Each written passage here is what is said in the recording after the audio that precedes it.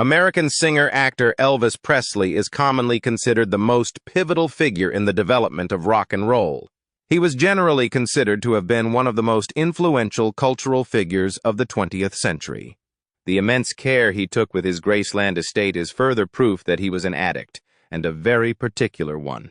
He had very specific addiction needs. The immense care he took with his Graceland estate is further proof that he was an addict, and a very particular one. He had very specific addiction needs. Lisa Marie Presley, Elvis's daughter, was left the home in his will after his tragic death. After her death in 2023, Riley Keough, her own daughter, became the only owner of the property. The granddaughter of the renowned rock and roll musician Elvis Presley, Riley Keough, has revealed some secrets to the Graceland staff stationed above. The rock and roll singer's death occurred several years ago, and this announcement is made now. Childhood in Graceland. Keough never stayed at the famed mansion Graceland, but she and her family would visit it over Thanksgiving. After the guests left for the day, they would travel to the main grounds to ride golf carts and hang out. They would overnight at the official hotel on the property. Keough also acknowledged to Vanity Fair that she and Elvis had occasionally shared a bed at Graceland, but she was apprehensive to discuss the detail in public, saying, "I don't know if I should say this." She claims that no one should ever know about a great secret that is located on the second story of the house. Keough and her age group relatives stayed hidden from view while passers-by marveled at Elvis's extravagant estate. Gold records and rhinestone costumes. Before the morning excursion started, they waited upstairs for security to bring them breakfast, Riley said. "It's actually such a great memory. We would order sausage and biscuits and hide until the tourists finished." Graceland was once a place of joyful and delightful memories for her, but now that so many of her family members are buried there, she sees it as a melancholy place. She nevertheless battled to prevent the mansion from going up for sale early this year. "I believe it's crucial to establish the scene by talking about the estate and its importance." And what is Graceland? Situated on a 13.8-acre estate near Memphis, Tennessee, USA. Graceland is the home of American musician Elvis Presley. Beside him at the mansion are his parents, daughter, grandchild, and paternal grandmother. The residence at 3764 Elvis Presley Boulevard is located in Whitehaven, Memphis, less than 4 miles north of the Mississippi border and about 9 miles south of central Memphis. Since June 7, 1982, it has welcomed the public as a house museum, with an annual visitor figure of over 650,000. Graceland became the first location to be inducted into the National Register of Historic Places on November 7, 1991, in honor of its significance to the rock music genre. Furthermore, on March 27, 2006, it was the first of its kind to be named a National Historic Landmark. The Graceland house's forefathers are the Graceland Farms, which were owned by Stephen Toeph, the man who founded S.C. Toeph and Company, the oldest commercial printing company in Memphis. He was formerly the press room foreman for the Memphis Daily Appeal.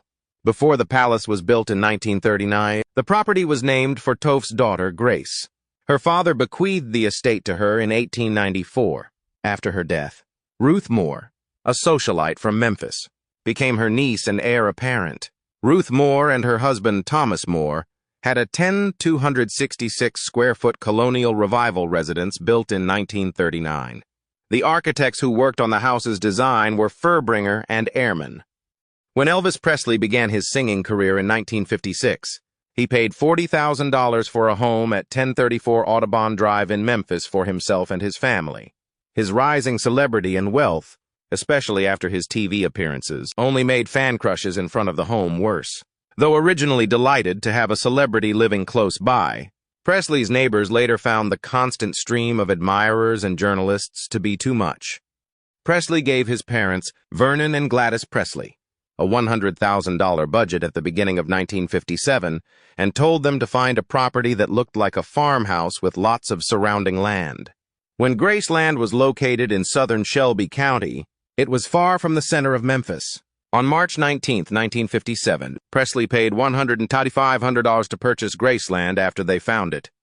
Later that year, Presley invited musician Buzz Cason and actor Richard Williams to come to see his just-acquired house.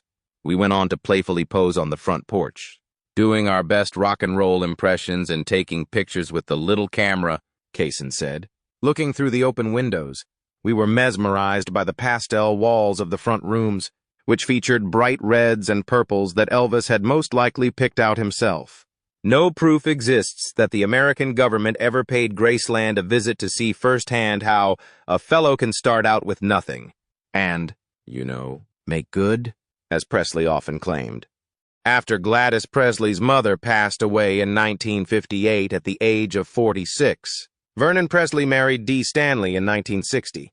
The two lived at Graceland for a while, but Presley had a great affection for her. While Presley was out of town, Vernon and Dee settled in, and Dee offered to rearrange the furniture and remove the draperies that Gladys had adored.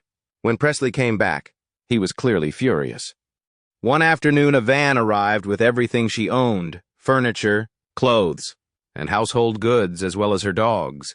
Vernon, Dee, and their 3 kids eventually moved from an adjacent Hermitage house to a home on Dolan Drive, which ran beside Elvis's estate. Who knows? Perhaps Elvis ejected them. Or perhaps they simply made the decision to let go and move on. Anyway, the new monarch was none other than Elvis Presley.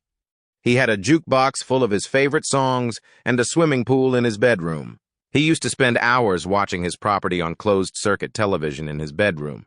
Billy Smith, Presley's cousin, says that Presley often stayed at Graceland with Smith and his wife Jo.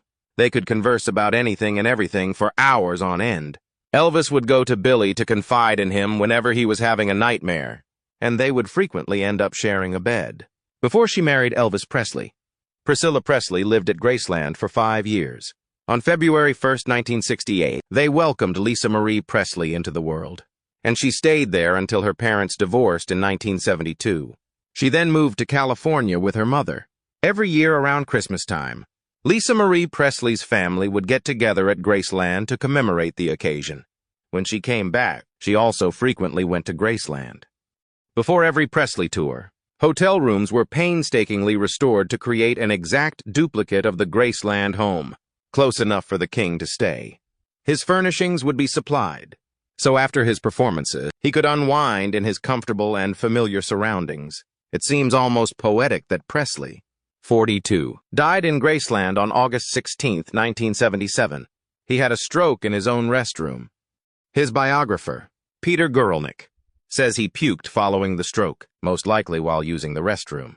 The medical investigator said he appeared to have crawled or stumbled a few feet before passing out. Guralnick stated that drug use played a major role in the premature death of this middle-aged man who had no previous history of heart issues. Cardiac arrhythmia was officially reported as the reason for death, even though subsequent toxicology results strongly suggested that polypharmacy was the primary cause of death. Presley tested positive for 14 substances, with significant amounts of codeine among them. The next April, the house had a private burial for 200 guests. The coffin was placed in front of the stained glass entryway of the music room. Up to the death of Presley's Aunt Delta in 1993, members of the Presley family continued to reside in Graceland. At Elvis's invitation, Delta moved in after her husband passed away. The remains of Elvis Presley, his parents Gladys and Vernon Presley, his grandmother Minnie Mae Presley, his daughter Lisa Marie Presley, and his grandson Benjamin Keough are interred in the state in the meditation garden next to the mansion. Free admission is available to guests before or during the mansion tours. There is a monument on the premises honoring Presley's twin brother, Jesse Garon, who passed away at birth. The ghost stories and the high concentration of graves on the property didn't bother the Nigerian con artists who nearly sold Graceland. Attempted foreclosure. Graceland was scheduled to be up for auction in May 2024.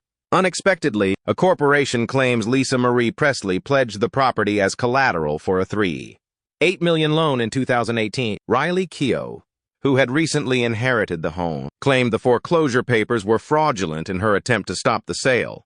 Elvis Presley Enterprises, which oversees the remainder of Presley's estate, concurred with Keough's claims. During a hearing on May 22nd, Joe Day Jenkins of the Shelby County Chancery Court declared the lender's claims to be untrue. The lender's office did not send any representatives to the hearing. As a result of Chancellor Jenkins' charges, Nosani Investments and Private Lending, the lender chose not to move forward with the foreclosure. NBC News looked via public records, but neither the supposed lender nor its representative, Gregory Nosani, could be found. If this had been someone else's inheritance or home, it would have been yet another case of unreported real estate fraud, claims a University of Memphis real estate professor. Unfortunately, they picked the wrong house. Then, a gang of identity thieves from Nigeria came forward to claim they were behind the hoax. In an email chat with the New York Times via Luganda, one of the organization's leaders said that his gang had a nationwide worm network and would feed on the deceased. September 2023 marked Lisa Marie Presley's passing, 8 months after the claim was submitted to a California probate court. According to the allegation, Presley owed Nosani Investments and Private Lending LLC $2.8 billion. Still, the Times reported that it was difficult to find any evidence of Nosani Investments and Private Lending LLC's existence. After weeks of tension, Lisa Janine Findley, a woman from Missouri who goes by many names, including Lisa Holden, was apprehended on August 16, 2024.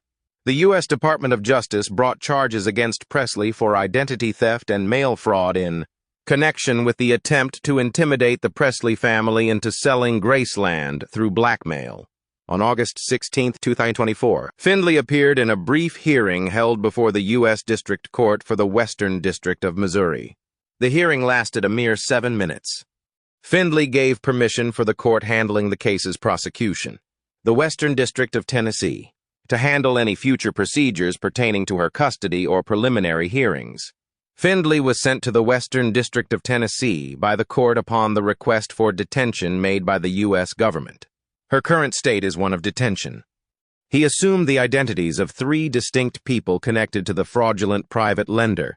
She is also charged with faking loan documents that included the signatures of Elvis Presley's daughter and a Florida notary public. But it went further than that. Subsequently, she misrepresented a deed of trust to the Memphis Shelby County Registrar's Office and lied to the Los Angeles Superior Court on a creditor's claim. She is said to have sent out the fictitious foreclosure notice. We think this is the first domino to fall, not the last. A Graceland staff member stated to the celebrity news website The Blast, suggesting that even though Findley was directly involved in the deception, they do not think he is the mastermind. We firmly believe that this person is not the mastermind behind the plan. Prosecutors claim that the mastermind behind the scheme was a Nigerian identity thief. Findley cited Florida notary public Kimberly Philbrick as a source for her name fraud. Later on, it came to light that Riley Keough had received backing from Philbrick in her legal battle against Nosani Investments. Philbrick stated in an affidavit, "I have never met Lisa Marie Presley, nor have I ever notarized a document signed by Lisa Marie Presley, and I do not know why my signature appears on this document." Findley was also found to have a criminal history in Oklahoma with similar accusations, which resulted in numerous arrests and her detention in federal prisons in Oklahoma and Texas. Even if the owner is a convicted felon, not everyone finds the mansion to be amazing. Critics such as Albert Goldman claimed that nothing in Graceland was worth $1, despite the fact that it cost a lot of money to fill the mansion with Elvis Presley's favorite possessions. In Chapter 1 of his book Elvis, the author claims that Graceland is similar to a brothel. It appears to have been stolen from a bordello somewhere around the turn of the century in the French Quarter of New Orleans. Gyp the Blood's opulent apartment might have been constructed by Countess Willie Piazza or Lulu White. A gaudy melange of red velour and gilded tassels, Louis XV in furniture and porcelain bric-a-brac is how the decor is defined. He describes the decor of the room as bizarre, garish, and phony, adding that Elvis's obsession with royal crimson might make someone throw up. In a similar spirit, Greil Marcus talks about the guests at Graceland, people who shared Elvis Presley's social level and were greatly influenced by his music, and how they left the place expressing things they considered to be tacky. In the eyes of some, tacky, garish, tasteless equated to white trash. Corral and Marling called Graceland a technicolor illusion, finding parallels between its exterior and Gone with the Wind. Fittingly, the rear den is called Mogambo with a hint of blue Hawaii. In Graceland had remnants of a tropical setting and burned antebellum Atlanta, giving the impression that you were living on a backlot in Hollywood. It seemed as though I was living in a cinema theater in Memphis.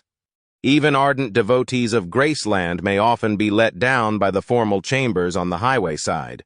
Though they're beautiful in a chilly blue and white way, they're a little disorganized and distant. The blatant bad taste in the jungle room makes those who don't believe shrink in horror, bringing them up to the social rank of Elvis. Whatever the situation, the mansion is on everyone's mind. Elvis adored it and put everything he had into it. Estate. In the aftermath of the purchase of the home, Elvis Presley made a substantial financial investment of over $500,000 in order to make significant modifications that would fulfill his criteria. Visitors simply refer to the pink Alabama fieldstone wall that surrounds the grounds as the wall. The wall is covered in graffiti, signatures, and messages from visitors who simply refer to it as the wall. And the wall in question has been around for a considerable amount of time and has been embellished with these components. Within the grounds of Graceland, there is a subterranean seating area that is equipped with a stereo system that is always present. In addition, there is the upright piano in a dark brown color that Elvis played his last songs on. These songs were Blue Eyes Crying in the Rain by Willie Nelson and Unchained Melody. Within the sitting room, there is a window that is made of shatterproof glass and spans from the floor to the ceiling. This window was constructed so that individuals could observe the numerous racquetball matches that took place there over the course of Elvis's lifetime. The day before Elvis Presley passed away, he took part in a game of racquetball with his lover Ginger Alden, his first cousin Billy Smith, and Billy's wife Jo. All of these individuals were related to him through their relationship. In another section of the estate is a little white building that was Vernon's office. This building is located in the background. Additionally, there is an old smokehouse that hosted a shooting range and a stable of horses that was entirely operational. Bernard Grenadier, an architect, was the one who was responsible for designing and constructing the meditation garden, which is widely regarded as one of the most well-known alterations that Elvis Presley made. Tourist destination. Priscilla Presley was named executor of the estate for Vernon Presley's sole child, Lisa Marie, when he died in 1979. Lisa was 11 years old when her father disappeared. The $1 million that Lisa Marie had as an inheritance was quickly drained by the $500,000 yearly maintenance requirements of Graceland. Priscilla had to make the heartbreaking decision to sell Graceland because the expenses, including property taxes, exceeded $500,000 during her tenure there. Graceland was instead turned into a profitable business by hiring Jack Soden, the CEO of the company, after she researched other famous homes that had been turned into museums. The estate recovered its entire investment in Graceland in the first month after its opening to the public on June 7, 1982. The successful execution of Priscilla's risk propelled her to the position of chairwoman and president of Elvis Presley Enterprises, EPE.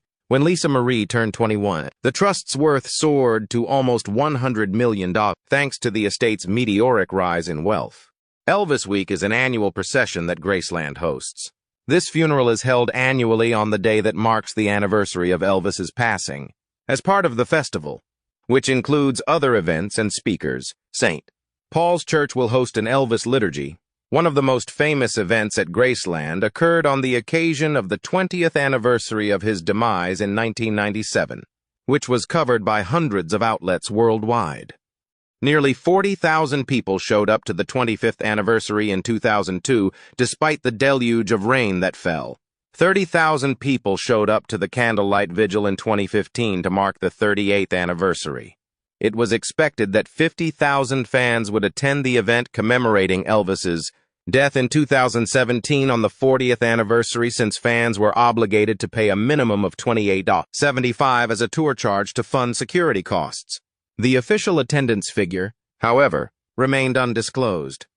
Starting in 2018, the Gladys Presley headstone was displayed at the Meditation Garden. It had been first placed in Memphis's Forest Hill Cemetery in 1964 and moved to Graceland in 1977. Guests can listen to life stories about Elvis Presley while perusing artifacts from his legendary career at the museum. Because of this visit, his generosity, musical ability, struggles, and commitment to gospel music are celebrated. Many visit Elvis Presley's tomb to pray, kneel, or even gently sing a hymn that the singer loved. Graffiti art adorns the brick wall that encircles the estate, expressing gratitude for favors received, begging for help, and praise for Elvis. Graceland also has Elvis Presley's Memphis, an exhibit complex dedicated to the life and music of the king. The complex houses a number of museums and attractions, including a vehicle museum showcasing Elvis's pink Cadillac, as well as new exhibits and a SiriusXM studio devoted to the Elvis Channel. This complex is home to two of Elvis Presley's planes, a Lockheed Jetstar named Hound Dog 2 and a Convair 880 named Lisa Marie. So Graceland owns the two planes and keeps them on display at all times.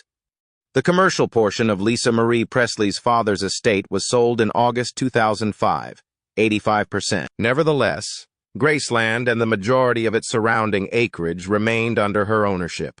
Priscilla Presley's firm, CKX Incorporated, was one of the recipients of her transfer of Graceland's operations.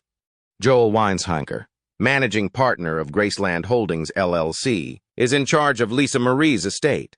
Nevertheless, the estate is 15% owned by Graceland Holdings LLC. By August of 2018, the Elvis Presley-created tombstone for Gladys Presley had been placed in the meditation garden for public viewing. Graceland and its 13 acres of grounds, as well as Elvis Presley's personal belongings, including his costumes, awards, cars, and furniture, remain entirely owned by Lisa Marie Presley's estate, which is now held in trust for Riley Keough, Harper, and Finley Lockwood. The mansion and all of its furnishings were open to guests during tours before Lisa Marie's death in 2023. Graceland has hosted many famous people throughout the years. Notable guests included Muhammad Ali in 1978 and Paul Simon, whose stay inspired the song Graceland, which he penned after his stay. Larry Mullen Jr., a drummer for U2, offered to ride on Elvis Presley's motorcycle during the 1987 Joshua Tree tour, which stopped at Graceland. Among the rare American private estates that can boast the distinction of having hosted a joint visit by a sitting president and a foreign head of state, Graceland stands out. U.S. President George W. Bush hosted Japanese Prime Minister Junichiro Koizumi on a visit to Graceland on June 30th, 2006. Notable visitors who have attended include Prince Albert II of Monaco, Paul McCartney, Bob Dylan, Jimmy Carter, and the former president of the U.S., Austin Butler and Tom Hanks, who are set to star in the biopic Elvis, visited Graceland in June 2022 as part of their marketing campaign. Many believe that there are still unsolved mysteries surrounding Elvis and his famed mansion, even though the mansion still draws visitors. A book to tell all. In spite of the fact that the home has such a lengthy and glorious history, the secret that it conceals is particularly sinister. When she was a young child, Riley Keough, who is the granddaughter of Elvis Presley, discovered it as she was simply hanging around the structure while it was being toured. There is a widespread notion that anyone who ascends to the second story would suffer the same fate as Elvis Presley, which is the reason why no one is allowed to walk up to that level. This is due to the fact that that is the location where Presley suffered his fatal heart attack. During an exclusive primetime special that was broadcast on CBS and Paramount Plus and was titled An Oprah Special, the Presleys, Elvis, Lisa Marie, and Riley Keough communicated her thoughts to Oprah Winfrey about her late mother, Lisa Marie, as well as her life and her famous family. The special was produced by Harpo Productions and aired on Tuesday, October 8th at 8 p.m. A comprehensive interview with Keough was the reason Winfrey traveled all the way to Graceland Mansion in Memphis. Keough was the subject of the extensive interview. After the passing of her mother, Lisa Marie, which took place a year ago, this was Keough's first interview after the death of her mother. While Lisa Marie was still living, She spent a considerable amount of time recording stories from her life with the goal of releasing a memoir called From Here to the Great Unknown, which Riley finished co-writing. Riley was another person who contributed to the writing of the memoir. The program features a selection of Lisa Marie's own voice recordings, some of which contain recollections of her father. In addition to the images and home films of the family that have never been seen before, the program also includes a variety of home films. The following is an excerpt from the book that was written by Lisa Marie, He Was a God to Me, a chosen human being as well. And in addition, Keough, who is a director and actor and has been nominated for an Emmy, talked to Winfrey about the high, lows, and expectations that come with being a Presley, as well as the profound and poignant relationship that she had with her mother. Keough is also a nominee for an Emmy. A magnificent look inside one of the most famous families in the United States is provided in the memoir, which will be published on October 8th. In addition, the memoir will be issued. It provides information about Lisa Marie's youth, the tragic death of her father, her marriages, and her descent into addiction later in life. It would appear that a father and a daughter share a lot of similarities. It is your belief that additional facts about Elvis and Graceland will be revealed throughout the course of the show and the memoir. Your ideas are welcome to be posted in the comments section below. In the event that you are interested in hearing additional juicy stories about your favorite celebrities, make sure to give our channel a like and subscribe to it. In the event that you consider this movie to be entertaining, you should move on to the subsequent video that comes on your screen.